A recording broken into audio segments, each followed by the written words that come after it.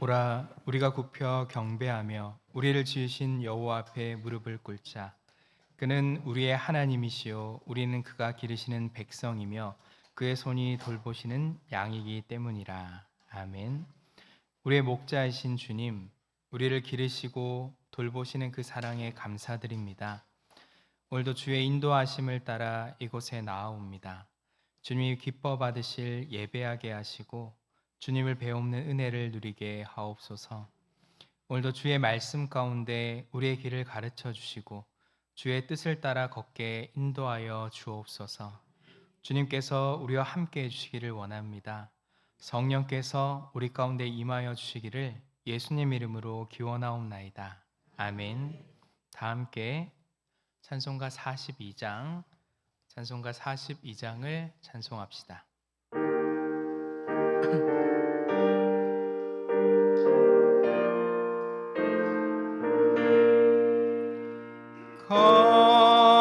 거룩한 주님께 예배를 드리세. 무릎을 꿇고서 영광 돌려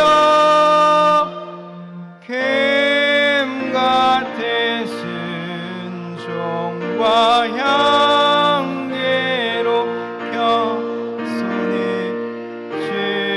주님께 맞춰서 경배하세. 죄 앞에 삼가서 겸손히 행하면 주 너를 언제나 돌보시리. 말씀의 위로와 기도의 응답을 내 갈 길 바르게 인도하리.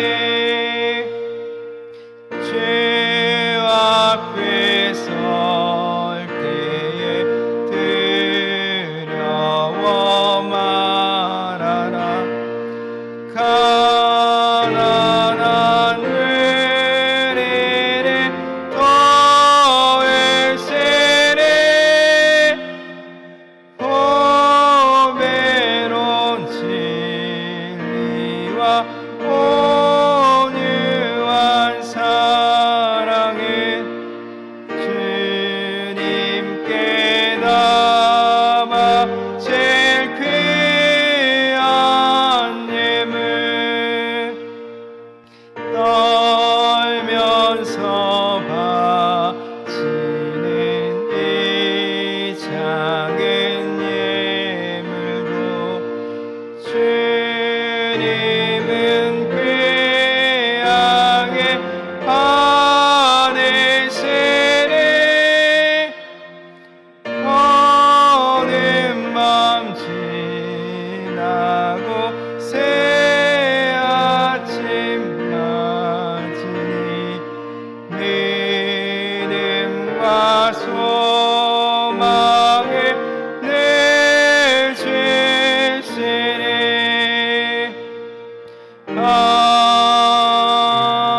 아멘. 교동문 39번 시편 95편의 말씀을 교독합니다. 오라 우리가 여호와께 노래하며 우리가 감사함으로 그 앞에 나아가며 여호와는 크신 하나님이시오 땅의 깊은 곳이 그의 손안에 있으며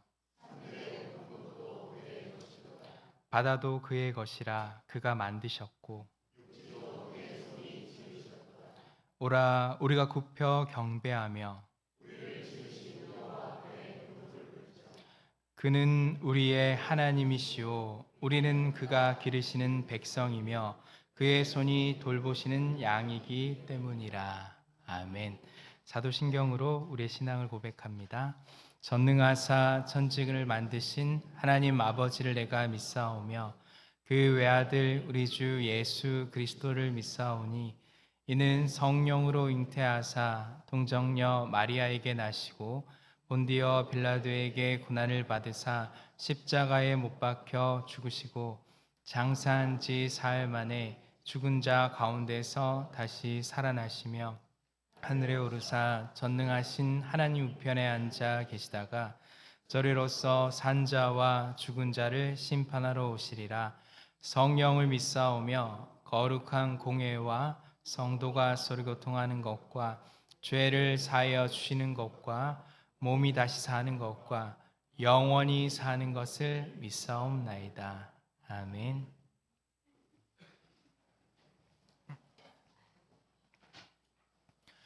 다 함께 찬송가 73장을 찬송합니다.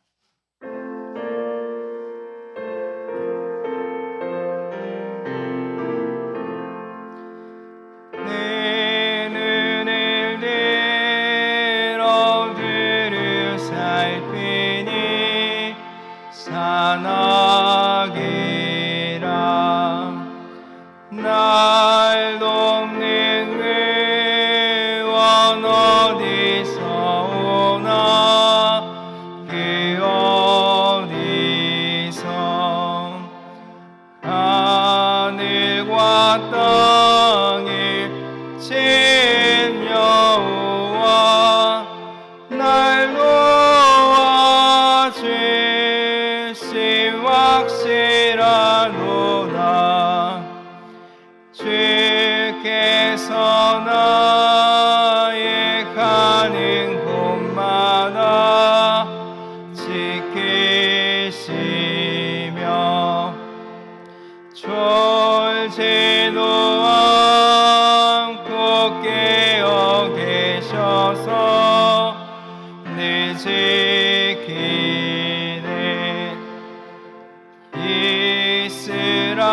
이스라엘을 지키시는 이 쉬지도 않고 살펴주시네.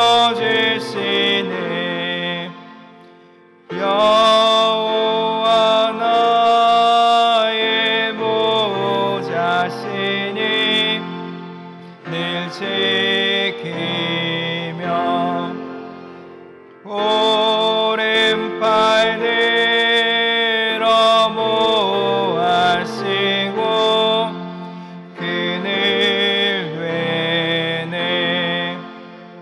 낮에는 내가 삼지 못하며 또 밤에 날이 잊지 못하네. 여호와 나의 영혼 지키사 돌보시며 내 모든 죄를 사해 주시고 늘 지키네.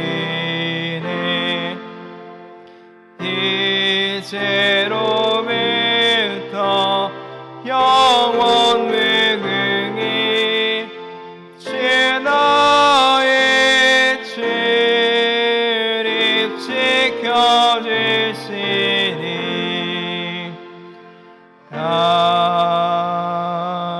아멘. 전옥진 안수 집사님 나오셔서 기도하겠습니다.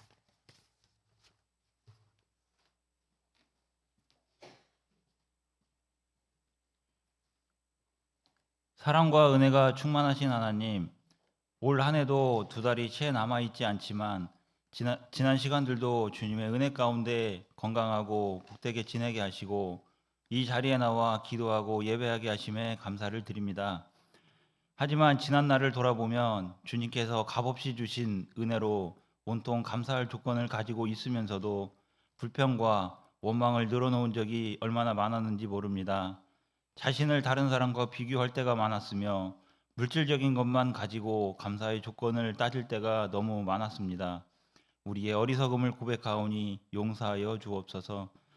이제는 세상에 썩어질 양식을 위하여 일하기보다는 하늘의 신령한 양식을 위하여 일할 수 있도록 은혜로 더하여 주옵시고, 주님 나라 확장을 위하여 게으르지 않도록 인도하여 주시옵고, 주님의 몸된 교회를 섬기고 이웃을 위하여 베풀고 나눌 때 인색하지 않도록 인도하여 주시옵소서.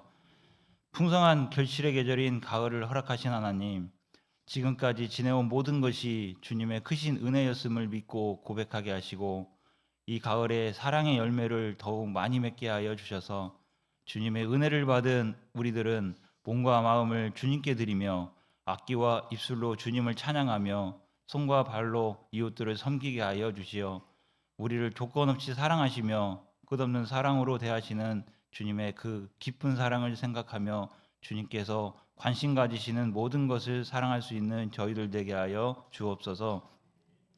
주님의 사랑을 받은 우리들을 통해 우리와 함께 살아가는 이웃과 가정, 직장 속에서 우리를 통하여 사랑으로 바뀌어져 가는 놀라운 역사가 있게 하여 주시옵고, 성도님들 가운데도 멍든 심령으로 주님의 도움을 호소하는 성도님들 계십니다.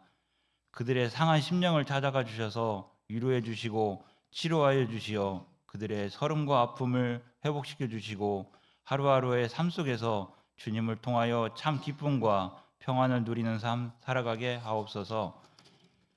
예배를 위하여 봉사하는 손길들과 보이지 않는 곳에서 몸된 교회를 위하여 몸을 들여 충성하는 성도들을 기억하여 주시사 저들의 수고를 통하여 우리 교회가 성령으로 충만해지며 주님의 크신 영광이 드러나게 하옵소서.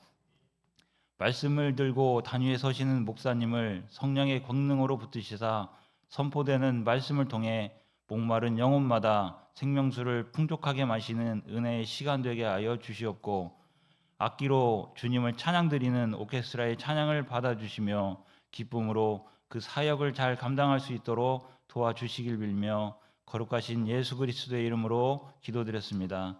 아멘.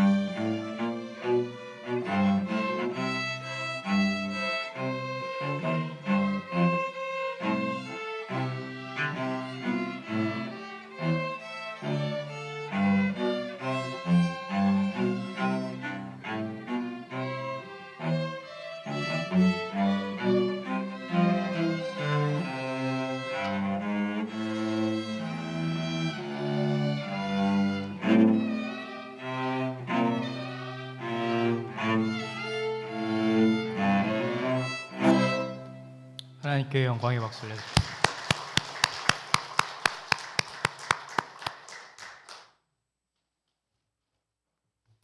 교회 소식 알려드립니다. 오늘은 창조절 13째 주일입니다. 이번 달로 창조절기가 끝나고 다음 주부터는 예수님의 오심을 기다리는 대림절기가 시작됩니다. 세상을 창조하신 하나님께서 그 세상을 구원하기 위하여 구원자를 보내신 일은 사랑입니다. 그 사랑을 경험하는 한 주간 되시길 원하며 예배에 오신 여러분을 환영합니다. 오늘 오후 예배는 오후 1시 30분에 모입니다. 시간착오 없으시기를 바랍니다. 이번 주 수요 모임은 성령 집회로 모입니다. 사모하는 마음으로 기도하고 참여하셔서 충만한 은혜를 나눌 수 있기를 원합니다.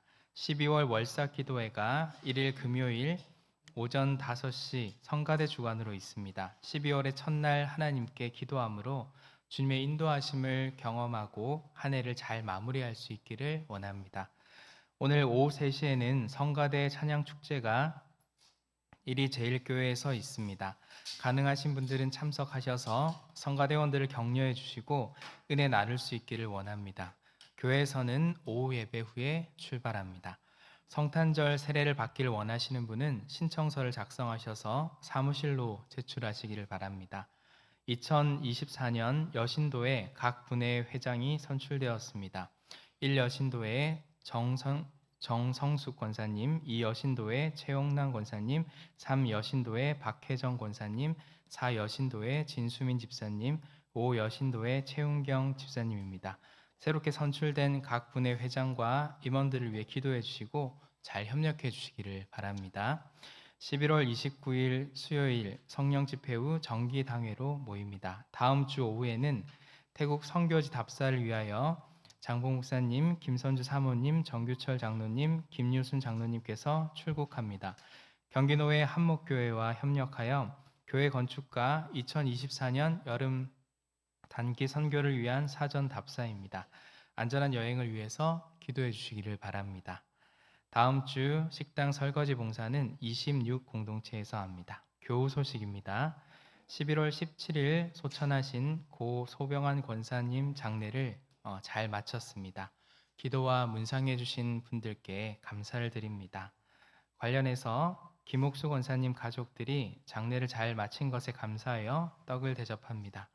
예배를 마치고 나가시면서 받아가실 수 있기를 바랍니다. 이번 주 생일 맞으신 분들입니다. 최은경 집사님, 박갑순 권사님, 우경엽 권사님, 강영순 권사님, 이영림 권사님입니다. 우리 박수로 축하합시다. 다 함께 찬송가 435장을 찬송합시다.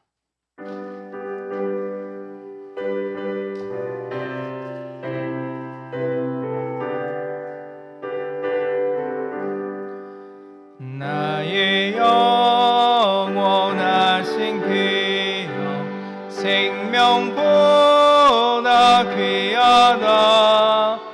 나의 갈 길 다가 너로 나와 동행하소서.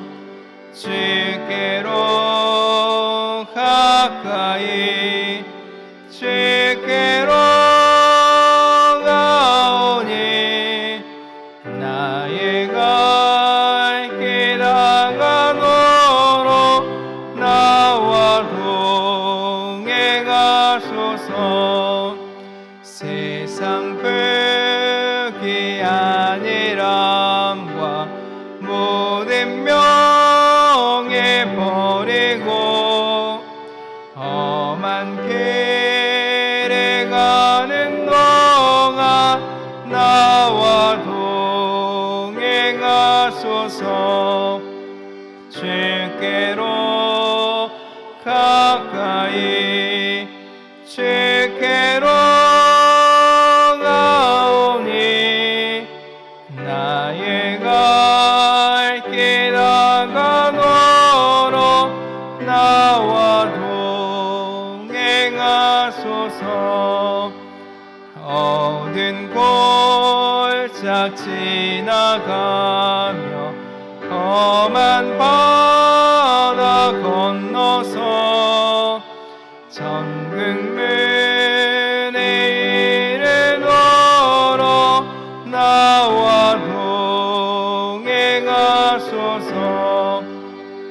주께로 가까이 주께로 가오니 나의 갈 길 나가도록 나와 동행하소서.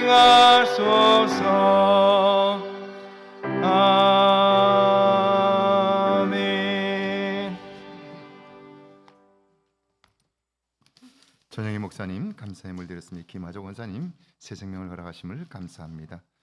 삶을 주관하여 주시고 형통케 하여 주심을 감사합니다. 무명으로 감사의 물 드렸습니다. 김복의 감사의 물, 주님 이름으로 작은 성경으로 봉사하게 됨을 감사합니다. 상조회에서 황은순 집사님, 주님 은혜 감사합니다. 진서연, 진아윤 어린이, 남궁선 입사님 하나님의 은혜 감사합니다. 이복실 권사님 하나님의 은혜 감사합니다. 백윤봉 집사님 무명으로 추수 감사의 물 드렸습니다. 선교의 물 조병선 장로님, 이윤자 권사님 예물 드렸습니다. 기도합니다. 전능하신 하나님 아버지, 이 땅을 사는 동안 주의 은혜를 알게 하시고 주의 도심을 쫓아 살도록 우리를 이끄시니 감사합니다. 돌아보면 주님 그곳에 함께 계셨고 우리와 함께 하심을 알게 하신 것 감사합니다. 감사함으로 인한 기쁨이 우리의 삶 속에 경험되었지만 그 감사가 금방 쉬 사라진 것은 그 감사의 깊이가 뿌리가 깊지 못했음을 기억하건대 이제는 감사함의 대상을 분명하게 하시고 이 모든 것을 주신 분이 하나님이심을 깨닫고 그 하나님만 바라보며 남은 삶을 살게 하옵소서. 주를 기억하며 드리는 10의 1조와 주정예물을 드립니다. 감사의 물과 선교의 물과 여러 모양으로 드리는 예물들을 받아 주옵소서. 특별히 어린 생명 주심을 감사하여 드린 예물을 받아주시고 새 생명을 통한 기쁨이 이 땅에 가득하게 하옵소서. 저 생명으로 인하여 그 생명을 키워내는 엄마 아빠의 삶이 생명으로 인한 신비를 경험하게 하시고 새로워지게 하시고 그 생명이 건강하여 모든 사람들에게 기쁨을 전하게 하옵소서. 주님, 키워내며 겪게 되는 어려운 일들을 능히 이기게 하시고 그 생명이라는 기쁨이 더욱더 풍성하게 하옵소서. 선교의 물을 드리며 마음의 소원을 담아 드리는 예물들을 받아주시고 속히 응답하시는 하나님을 경험케 하옵소서. 한 해의 끝자락에 서서 참으로 하나님께서 이 안에 행하신 일들을 보게 하시고 감사함으로 남은 삶을 준비케 하옵소서. 예수님의 이름으로 축복하며 기도하옵나이다. 아멘.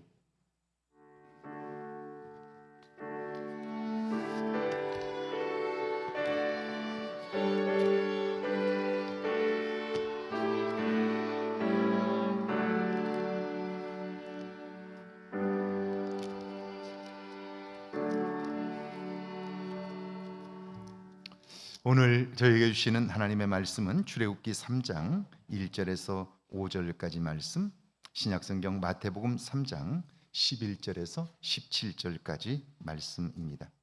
먼저 우리 출애굽기 3장 1절에서 5절까지 말씀 우리 한 목소리로 함께 봉독합니다. 출애굽기 3장 1절에서 5절까지 말씀입니다. 함께 봉독합니다.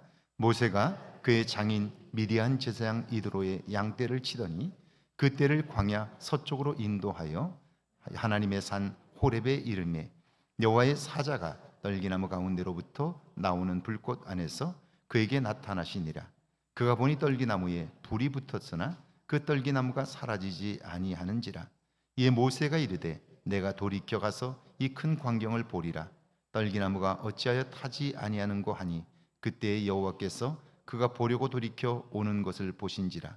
하나님이 떨기나무 가운데에서 그를 불러 이르시되 모세야 모세야 하시매 그가 이르되 내가 여기 있나이다. 하나님이 이르시되 이리로 가까이 오지 말라.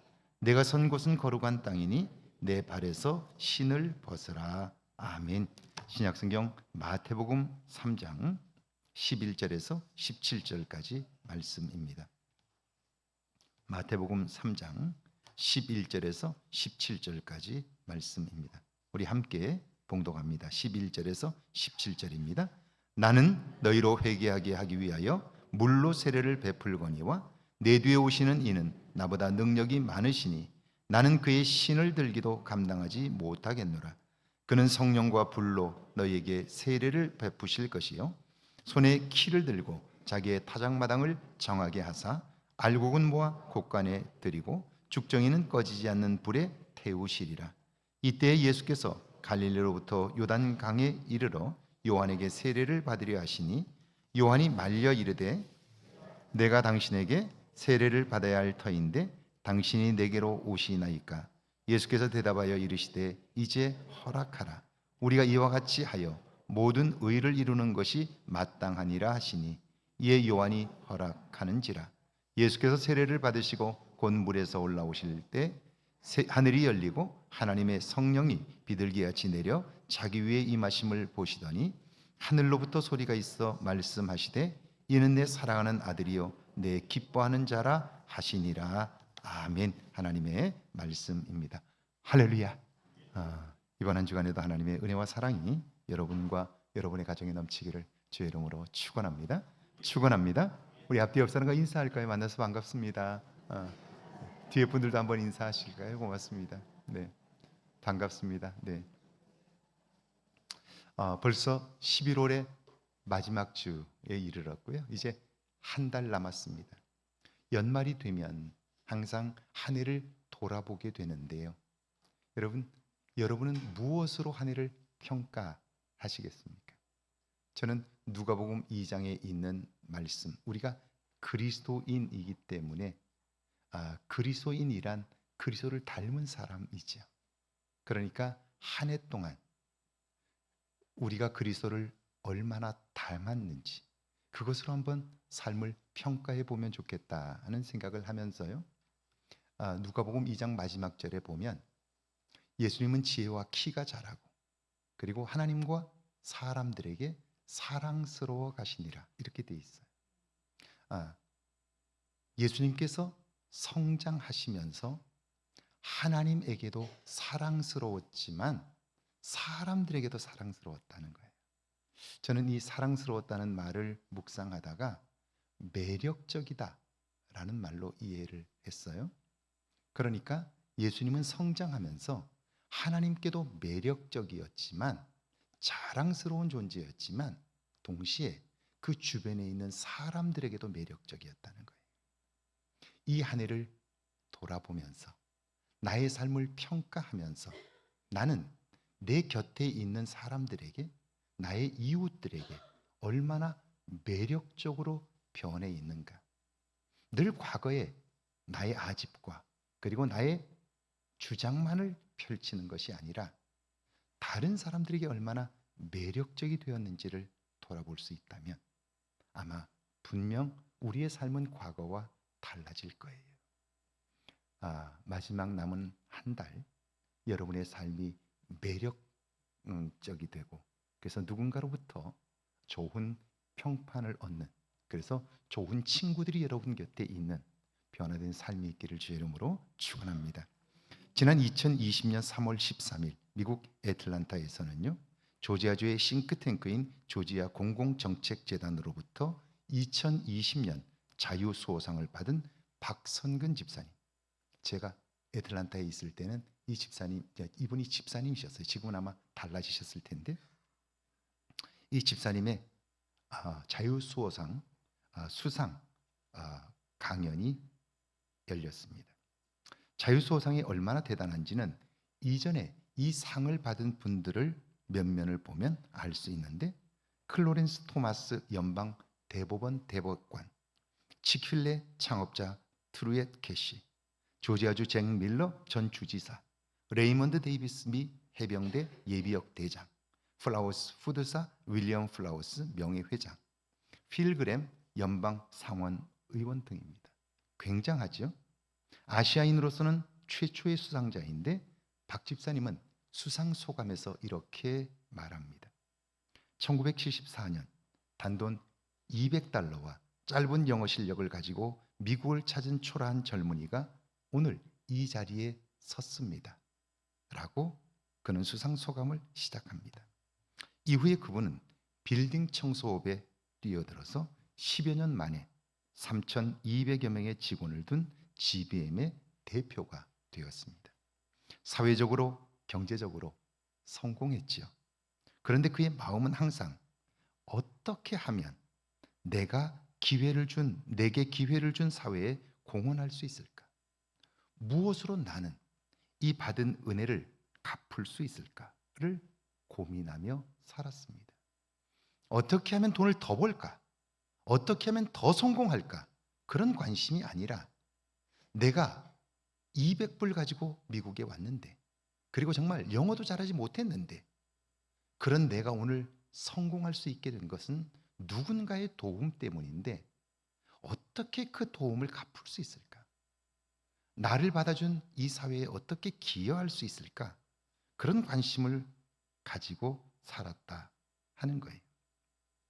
그래서 그는 한국과 미국이 함께 성장할 수 있도록 인적 물적 교류를 위해 한미우호협회를 만듭니다. 미국의 경제인들을 초대하여 한국을 방문하게 했고요. 한국의 경제인들을 초대하여 미국의 유력 인사들과의 만남의 시간을 갖게 했습니다. $10,000,000 기금을 목표로 다음 세대를 위한 장학재단을 세웠는데요.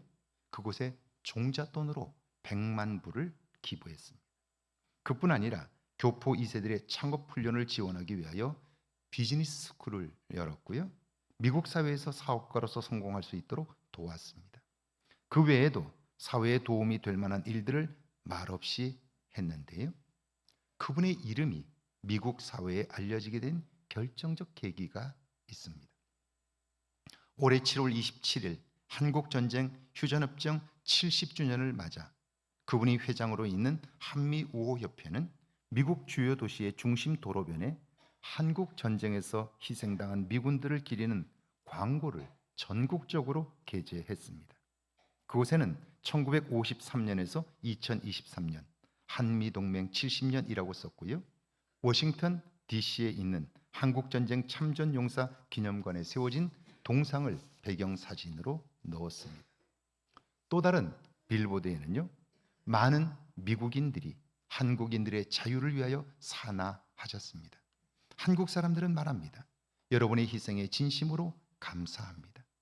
한국전에 참전한 미군은 3년 1개월 전쟁을 치르면서 전사자 54,246명, 실종자 8,177명, 포로 7,140명, 부상자 10만 3,284명 등 17만 2,800여 명입니다.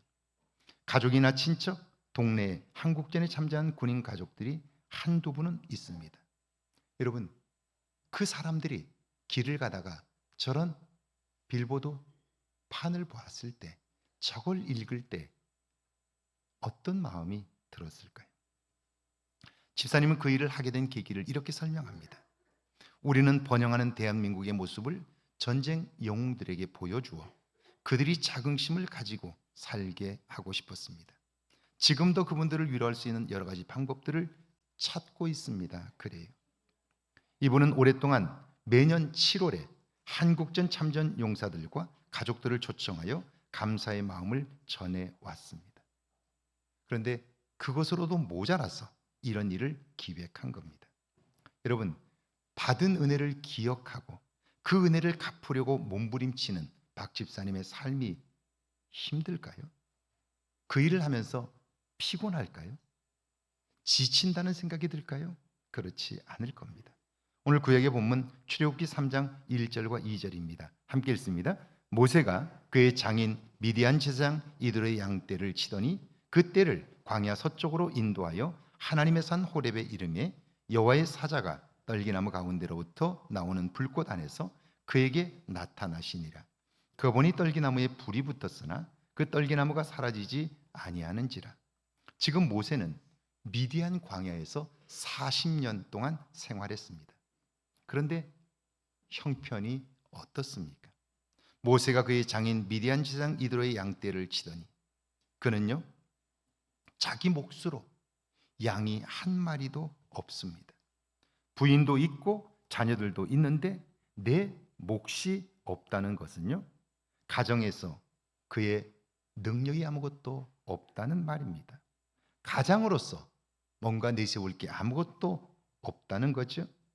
그래서 야곱이 외삼촌 라반의 집에서 양을 쳤을 때에 품삯을 주지 않는다고 갈등이 생겼던 거죠. 그렇다면 모세는 40년 동안을 자기 장인의 양을 쳤는데 왜 자기 몫이 하나도 없을까요? 제가 미국에서 교회를 개척했는데요.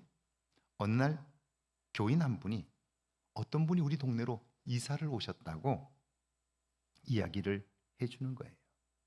흑인 동네 앞에서 작은 구멍가게를 하고 있다고 이야기를 해주셔서 제가 찾아갔어요.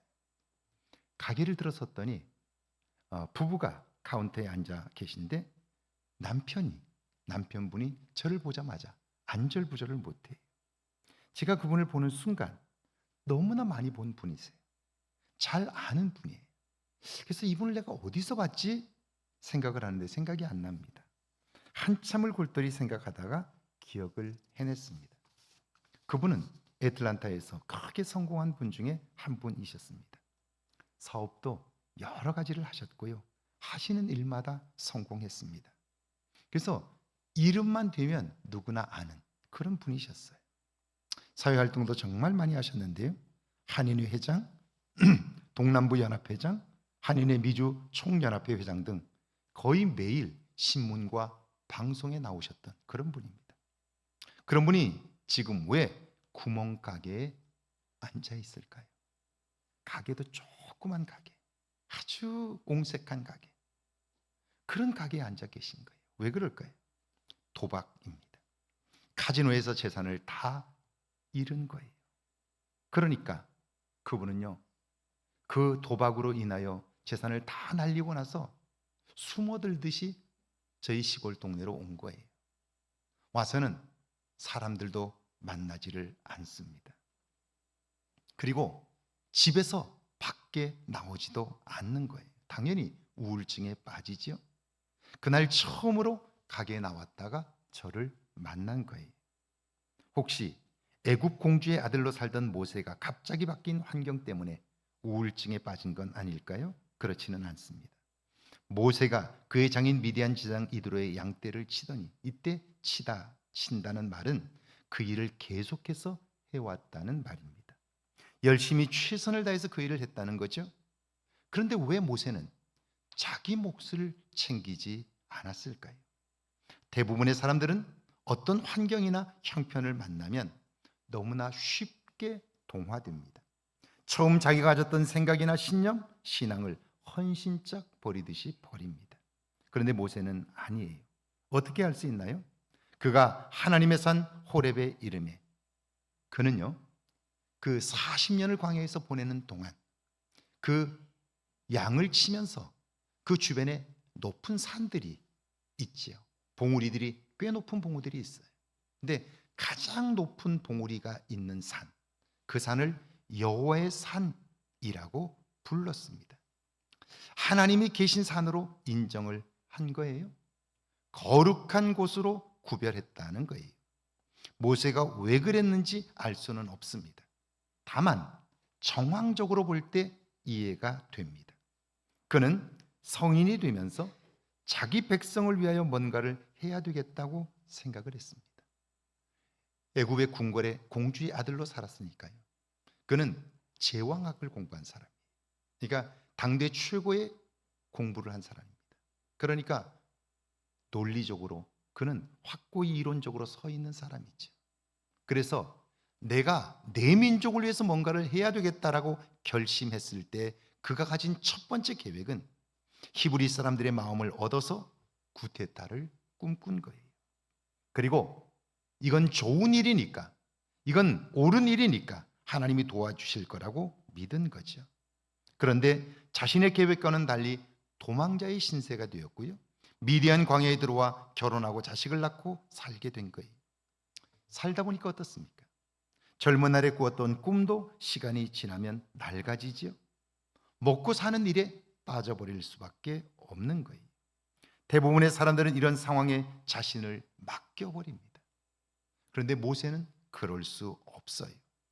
나를 향한 하나님의 뜻을 이루고 싶은 거예요.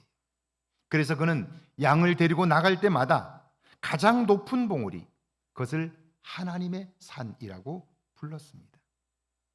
산은 하늘에 닿아 있기 때문에 히브리 사람들은 그곳을 통해서 하나님의 도움이 온다고 믿었습니다. 그래서 시편 121편에 보면 내가 산을 향하여 눈을 들리라. 나의 도움이 어디서 올꼬? 나의 도움이 천지를 지으신 여호와에게서로다. 그렇게 고백하지요. 하나님의 도움이 산으로부터 온다고 믿은 거예요.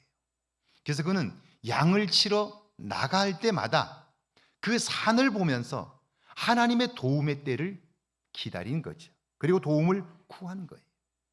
하나님이 나를 다시 사용하시면 내가 하나님 앞에 쓰임받을 수 있다고 믿은 거죠. 그러니까 하나님이 나를 사용하실 때를 소망하면 할수록 그의 마음속에 솟구치는 의지가 있죠. 하나님을 위해 살고 싶은 마음들이 생기는데요, 그 마음이 들 때마다 그는요 마음에 이런 다짐을 하는 거죠. 지금은 재산을 모을 때가 아니야. 지금은 나의 편리함을 추구할 때가 아니야. 한번 사는 삶 하나님의 뜻을 이루어야지. 이것이 모세의 관심사였던 거죠. 우리는 살면서 어쩔 수 없다고 상황과 현실을 받아들이고 거기에 동화되어 버리죠. 그리고 그렇게 살아요. 그런데 모세는 살아가는 동안 삶이 아무리 어려워도 나를 향한 하나님의 뜻, 하나님이 나를 통하여 이루고 싶어 하시는 일들을 놓치지 않았다는 거예요. 그리고 그 도움을 구하며 살았다 하는 거죠. 그런데 그날 모세는 그곳에서 신기한 광경을 목격합니다. 떨기나무 바싹 마른 가지거든요. 한 번에 훅 타버립니다.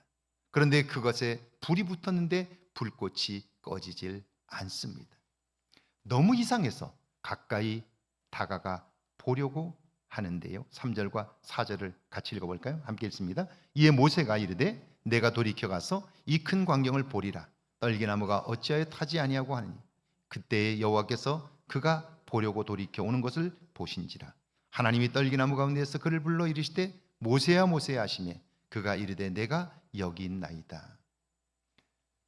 하나님의 산, 그곳을 통하여 하나님의 도움이 나에게 올 것이라고 믿고, 그리고 하나님이 나를 통하여 이루실 일들을 놓치지 않고 살았던 그래서 재산을 모으는 일에 마음 빼앗긴 것이 아니라, 자기의 편리함을 추구하며 살았던 것이 아니라, 주어진 환경에 동화된 것이 아니라 하나님의 뜻을 구했던 그에게 그가 도움을 구했던 그 산에 신기한 광경을 보게 되었고, 모세야 모세야 부르시는 하나님의 음성을 들었습니다. 여러분, 만약 모세의 마음속에 하나님에 대한 생각, 거룩한 처소가 없었다면, 그가 만약 세상의 삶에 찌들어 있었다면 그 음성을 들었을 때 그는 놀라며 주여 뉘십니까? 당신은 뉘십니까? 라고 물었을 거예요. 그런데 그는 하나님께서 모세야 모세야 부르자 즉시 응답합니다. 내가 여기 있나이다. 그러자 하나님이 말씀합니다. 5절이죠. 함께 읽습니다. 하나님이 이르시되 이리로 가까이 오지 말라. 내가 선 곳은 거룩한 땅이니 내 발에서 신을 벗으라. 하나님이 말씀합니다. 내가 선 곳은 거룩한 땅이니 내 발에서 신을 벗으라. 그런데 이 말씀을 잘못 읽으면 호렙, 그 땅이 거룩하다고 생각하는데요, 아닙니다. 성경에서 거룩한 땅이란 하나님이 계시는 땅입니다. 하나님을 모신 사람들이 있는 곳이에요. 특별한 어떤 땅, 특별한 어떤 지역이 아니라 하나님이 임재하신 땅, 하나님이 함께 하신 땅, 하나님을 모신 사람들이 있는 곳, 그곳이 거룩한 곳인 거예요.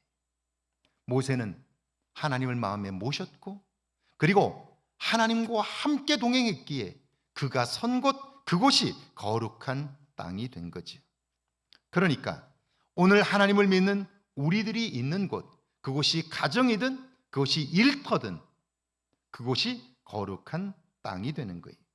중요한 것은요, 하나님을 마음에 모셨지만, 그분의 말씀대로 살고자 하지만, 문제는 내 발이 하나님의 뜻대로 다니는 것이 아니라 내가 원하는 대로 다녔다 하는 거예요. 내 판단과 생각을 쫓아 좋아 보이는 곳, 옳다고 여기는 곳으로 분주히 다니느라 하나님의 뜻을 구별하지 못한 거예요. 그런 모세를 향해 하나님이 말씀합니다. 하나님의 사람아, 내 발에서 신을 벗으라. 이제는 내 마음대로 다니지 말고 하나님의 뜻을 묻고 그 길을 가라 하는 거예요. 신약에 보면 마태복음 3장 11절과 12절입니다. 같이 한번 읽어볼까요? 나는 너희로 회개하기 위하여 물로 세례를 베풀었거니와 내 뒤에 오시는 이는 나보다 능력이 많으시니 나는 그의 신을 들기도 감당하지 못하겠노라. 그는 성령과 불로 너희에게 세례를 베푸실 것이요 손에 키를 들고 자기의 타작마당을 정하게 하사 알곡은 모아 곡간에 들이고 죽정이는 꺼지지 않는 불에 태우시리라. 세례 요한은 예수님의 오심을 위하여 구별된 분이죠. 하나님을 마음에 모신 거룩한 존재입니다. 그는 자신이 왜 이 땅에 사는지, 무엇을 위해 살아야 하는지를 알고 있습니다. 다시 말하면 그는 하나님 앞에서 신을 벗은 사람입니다. 그가 사람들에게 외칩니다. 나는 너희가 회개하도록 물로 세례를 주노라. 그러나 내 뒤에 오시는 분은 성령과 불로 세례를 베푸실 것이요 그분은 우리를 심판하시는 분이시니라. 그는 자기가 아니라 오실 그분 예수 그리스도를 증거합니다. 13절에서 15절입니다. 같이 한번 읽습니다. 이때에 예수께서 갈릴리로부터 요단강에 이르러 요한에게 세례를 받으려 하시니 요한이 말려 이르되 내가 당신에게서 세례를 받아야 할 터인데 당신이 내게로 오시나이까. 예수께서 대답하여 이르시되 이제 허락하라. 우리가 이와 같이 하여 모든 의를 이루는 것이 합당하니라 하시니 이에 요한이 허락하는지라. 당시로 보면요, 세례 요한의 인기가 굉장했습니다. 구약의 말라기 선지자 이후에 500년 동안 그 땅은 영적인 암흑기였습니다. 그 어떤 징조도 하나님의 사람도 나타나지 않았습니다. 무려 500년입니다. 그리고 500년 만에 세례 요한이 등장을 했고요, 강력한 메시지를 전했습니다. 사람들은 환호했고 그를 따랐습니다. 그의 제자들도 엄청나게 많았습니다. 그런 요한에 비하면 예수님은 이제 사역을 시작했습니다. 따르는 사람도 없고 제자들도 거의 없습니다. 세례 요한의 입장에서 보면 백성들의 인기나 영향력을 볼 때 자기보다 훨씬 못합니다. 그런데 예수님께서 세례를 받으러 오시자 그가 놀라운 이야기를 합니다. 제가 예수님에게 세례를 받아야 할 텐데 어찌 세례를 줄 수 있습니까? 그래요. 이게 뭡니까? 겸손이지요. 겸허함입니다. 세례 요한은 어떻게 그럴 수 있었을까? 그는요, 자신의 소명을 알고 있습니다. 내가 이 땅에 살아야 하는 이유, 왜 하나님께서 나를 이 땅에 두셨는지를 그는 알고 있습니다. 그는 고백합니다. 나는 주의 길을 준비하는 자야. 그분이 오실 길을 곧게 하는 자야 라고 고백합니다. 내가 사람들이 아무리 나를 메시아라고 이야기해도, 나를 추종하고 나를 따르려고 하지만 내가 메시아가 아니라는 걸 알고 있는 거죠. 나는 그리스도가 아니야, 나는 주가 아니야 라고 하는 거죠. 내가 주가 아니기에 나는 영광 받는 자리에 앉아 있을 사람이 아니라는 걸 알고 있는 거예요. 여러분, 이것이 뭡니까? 내가 누구인가를 알고 내게 돌리는 영광을 거절할 줄 아는 마음, 이게 뭡니까? 이게 그의 내면의 홀리 플레이스, 거룩한 처소를 가진 사람의 모습인 거예요.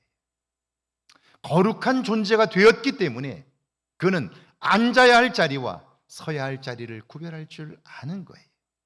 먹어도 되는 것과 먹어서 안 되는 것을 아는 거예요.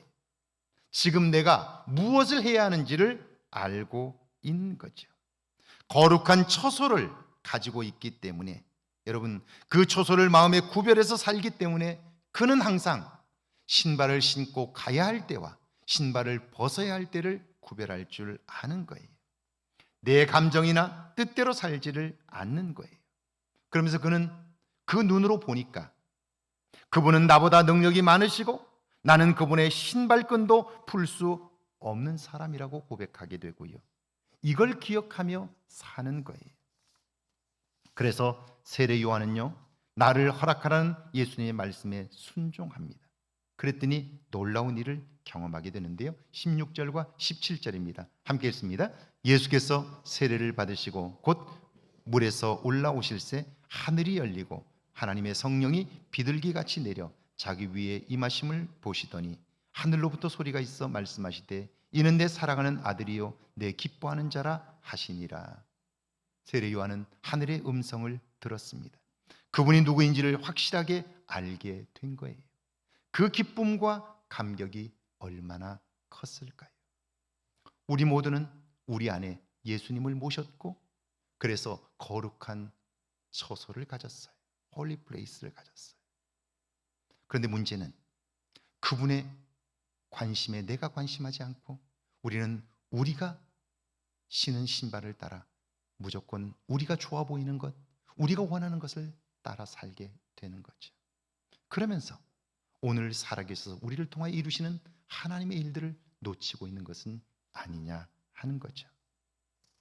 여러분 한번 생각해 보세요. 박성근 집사님은 돈을 벌어서 자기가 이곳에서 받은 은혜를 갚으려고 그 소중한 돈을 계속해서 썼어요. 놀라운 것은 그가 쓰면 쓸수록 그의 가치가 올라가고요. 그의 삶이 풍성해져요. 그리고 결코 재산이 줄질 않아요. 그런데 더 많이 가져야 하고 더 인기를 얻어야 하고 더 높은 자리를 찾아야 한다고 더 열심히 살아야 한다고 생각하며 살았던 그분은 메이컨이라는 시골 동네 흑인 가게 앞에서 구멍가게에서 결국 그렇게 비참해지고 말았어요. 무엇이 다른 거예요? 내가 원하는 대로 살고 싶은 대로 살면 결과가 어떤가요? 하나님이 나를 향하여 무엇을 원하시는가를 생각하고 사는 사람과 내가 가고 싶은 대로 가고 내가 원하는 대로 사는 사람의 끝은 어떻게 다른 걸까요? 사랑하는 여러분, 우리 모두는 거룩한 처소를 가졌습니다. 하나님을 모셨기 때문입니다. 중요한 것은 발에서 신을 벗으셨습니까? 내 눈에 좋아 보이는 것을 출입하는 것이 아니라 하나님이 기뻐하시는 곳, 그분이 원하시는 일들을 이루며 살고 계십니까? 발에서 신을 벗어 하나님께서 우리를 사용하시는 것으로 기뻐하고 그리고 그분이 보여주시는 새로운 영적인 삶, 새로운 미래를 꿈꾸며 사는 저와 여러분 되기를 주의 이름으로 축원합니다. 우리 찬양하고 기도합니다.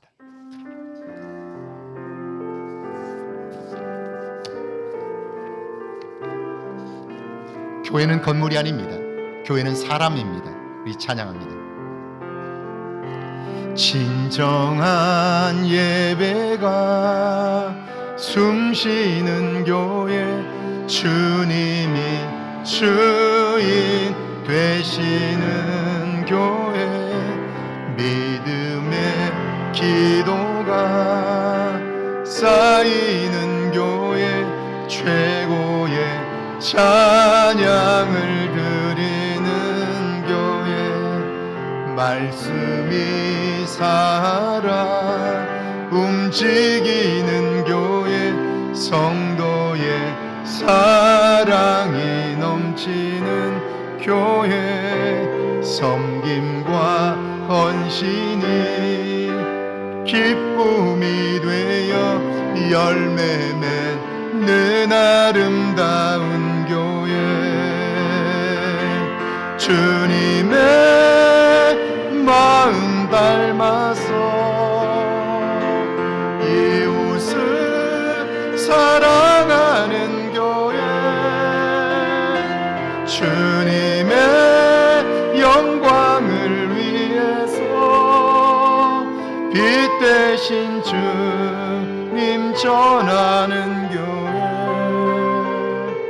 사랑의 불꽃이 활짝 피어나 날마다 사랑에 빠지는 교회, 주께서 사랑하는 우리 교회가 이런 교회입니다. 되게 주님의 마음 닮아서 주님의 마음 닮아서 이웃을 사랑하는 교회 주님의 영광을 위해서 빛 대신 주님 전하는 교회 사랑의 불꽃이 활짝 피어나 날마다 사랑에 빠지는 교회 주께서 사랑하는 우리 교회가 이런 교회 되게 하소서. 우리 이 시간 함께 기도하길 원합니다. 오늘 말씀을 기억하면서 함께 기도할 텐데요, 우리 모두는 다 예수를 믿는 사람들입니다. 예수를 믿어 하나님을 아버지로 고백하는 사람입니다. 거룩한 처소가 우리 안에 준비되었다는 말입니다. 문제는 우리 안에 모신 그분을 의식하며 사느냐 하는 겁니다. 그 발에 신발을 신고 그분이 원하는 대로 가는 것이 아니라 내가 원하는 대로 가며 살고 있지는 않느냐는 거예요. 그분을 발견하며 사느냐는 거예요. 몇 주 전에 제가 임직식이 있어서 임직식에 참석을 했습니다. 앞자리에 앉았는데요, 교인 몇 분이 제 옆자리에 앉았습니다. 기도 시간이었습니다. 옆에서 하도 바스락거려서 제가 눈을 뜨고 봤습니다. 핸드폰을 만지고 있었습니다. 기도 시간 처음부터 끝까지 설교 중에도 계속 핸드폰을 만졌습니다. 왜 이런 일이 벌어질까요? 하나님을 놓친 겁니다. 모르진 않습니다. 지금 예배 시간이라는 걸 모를 리가 없습니다. 예배에 참석했으니까요. 그런데 하나님을 놓친 겁니다. 하나님이 안 계셔서가 아니라 의식하지 않는 거죠. 아니, 언제부터인가 하나님을 놓친 겁니다. 여러분은 11조 할 때 여러분의 판단대로 하십니까? 아니면 말씀이 기준입니까? 11조를 드릴 때 거기에 여러분의 정직한 마음이 담깁니까? 주일을 지킬 때 교회에 오셔서 하나님을 만나고 있습니까? 그저 참석하고 나면 종교적 의무를 다했다고 생각하지는 않습니까? 하나님의 말씀을 받았다면 그 말씀을 묵상하고 베레아 사람처럼 정말 이 말씀이 나에게 주신 말씀인지 묵상하며 한 주간 그 말씀대로 살아보려고 노력하십니까? 거룩한 곳 처소를 가지고 있지만 내 발대로 내가 원하는 대로 걷고 가고 있지 않습니까? 그 발에서 신을 벗어야 합니다. 그러지 않고 우리의 존재가 새로워지지는 않습니다. 한 해의 끝자락에 대림절이 있는 것은, 예수님이 오신 달이 있는 것은 사람들은 한 해의 끝자락에 서서 후회만 합니다. 그런데 기독교 신앙력은요, 마지막 끝에 예수님의 오심이 있습니다. 그분을 만나면 우리의 존재가 새로워집니다. 그래서 마지막 달에 그분을 다시 모시고 내 발에서 신을 벗고 그분과 함께 동행하게 될 때 우리의 존재는 새로워집니다. 우리 조용히 한번 같이 기도할까요? 나는 발에서 신을 벗고 살고 있는지요? 돌아보면서요.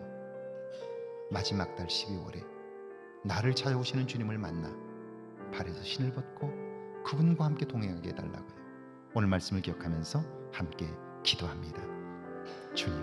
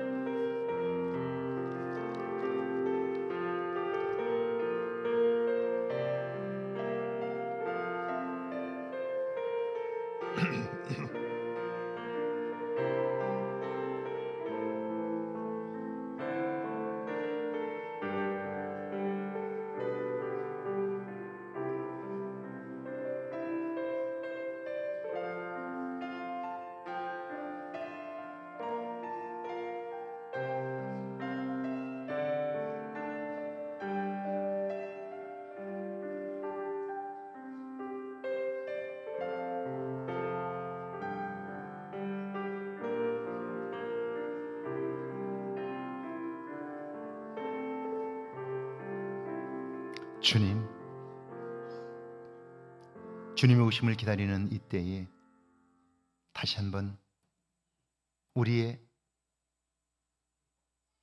생명의 주인 되신 주님을 모신 거룩한 처소를 발견하게 하시고 이제는 그분의 뜻을 따라 신을 벗고 그분과 함께 동행하는 거룩한 발걸음이 있게 하옵소서.